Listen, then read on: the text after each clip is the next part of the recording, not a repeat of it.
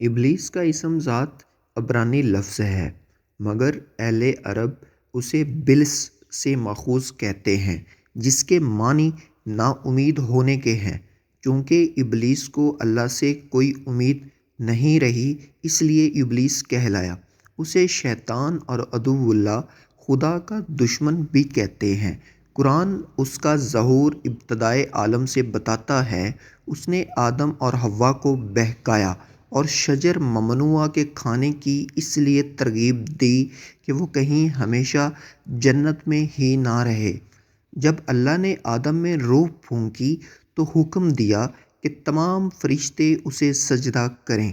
سب نے سجدہ کیا مگر ابلیس نے انکار کر دیا۔ اس نے کہا کہ میں آگ سے بنا ہوں اور آدم خاک سے۔ اس پر راندہ درگاہ کر دیا گیا۔ اس نے اللہ سے قیامت کے دن تک کی مہلت طلب کی جو دے دی گئی۔ بائبل میں یہ قصہ قریب قریب اس طرح مذکور ہے۔ علامہ زمخشری اسے جن مانتے ہیں، کیونکہ قرآن میں ہے کان من الجن وہ جن تھا، مگر بہت سے علماء اسے فرشتہ مانتے ہیں۔ اور بعض علماء نے یہ بھی کہا کہ جن بھی فرشتوں میں شامل تھے جو جنت کے محافظ تھے، مگر جن نارسوم سے پیدا کیے گئے اور فرشتے نور سے تخلیق ہوئے۔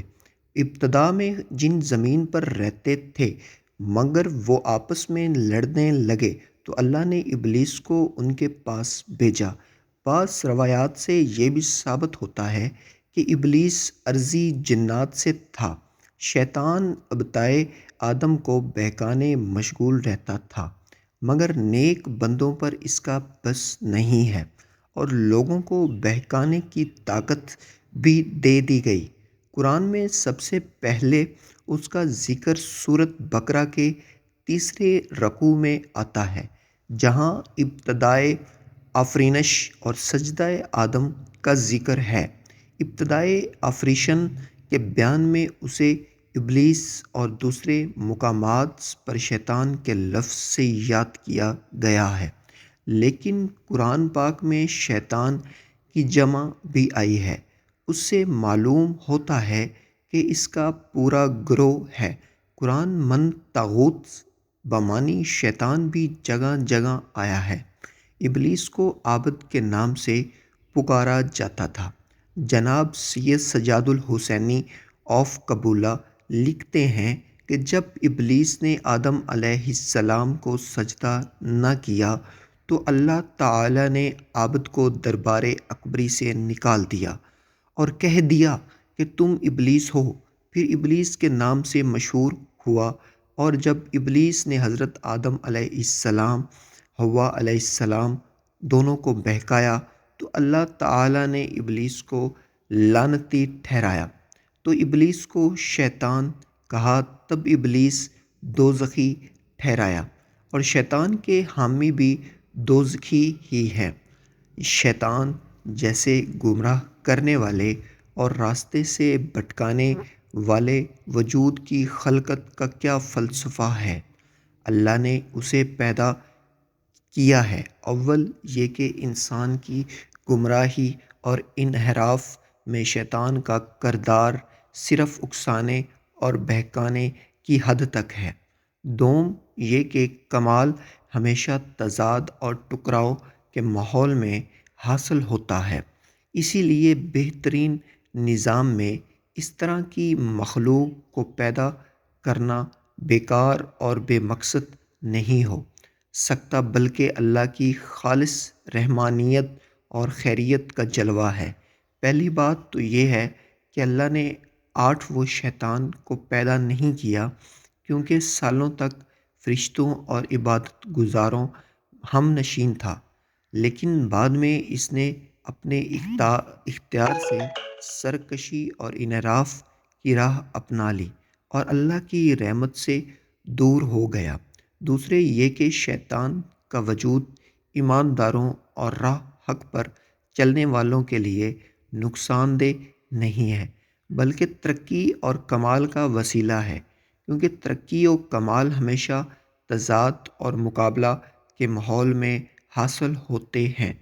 اس دنیا میں شیطان کا کردار اکسانے اور بہکانے کی حد تک ہے، یعنی شیطان کو گمراہی اور انحراف کی طرف صرف دعوت دیتا ہے۔ اللہ نے اس کو نفوس میں تصرف کی قدرت اور ان پر تسلط نہیں دیا۔ ارشاد باری تعالیٰ ہے کہ اور بے شک اس کو ان لوگوں پر تسلط نہیں ہے جو ایمان لائے اور اپنے پروردگار پر بھروسہ کرتے ہیں۔ شیطان ان لوگوں سے بحث کرتا ہے اور کہتا ہے کہ مجھے تمہارے اوپر کوئی اختیار نہیں تھا سوائے اس کے کہ میں نے تمہیں بلایا۔ قرآنی تعلیمات اس بات کی حکایت کرتی ہیں کہ انسان کی گمراہی میں شیطان کا رول صرف اکسانے اور بلانے کی حد تک ہے، اور وہ انسان کو جبراً گمراہی کی طرف نہیں کھینچتا، کیونکہ انسان دو طرح کی دعوتوں کا مخاطب ہے، ایک اللہ کی طرف سے اور دوسری شیطان کی طرف سے، اور انسان اپنے اختیار کے تحت ان دونوں میں سے کسی ایک کو اپناتا ہے۔ ہاں، جو لوگ اپنے اختیار اور ارادے سے شیطان کی دعوت کو قبول کر لیتے ہیں اور اسی کو اپنے لیے نمونہ سمجھتے ہیں اور اس احکام کی پیروی کرتے ہیں، شیطان ان کے اوپر قابو اور تسلط حاصل کر لیتا ہے اور ان کو نابود کر کے رکھ دیتا ہے۔ ہمیں سب کو اس کے شر سے محفوظ رکھے اور اپنے حفظ و ایمان میں رکھے۔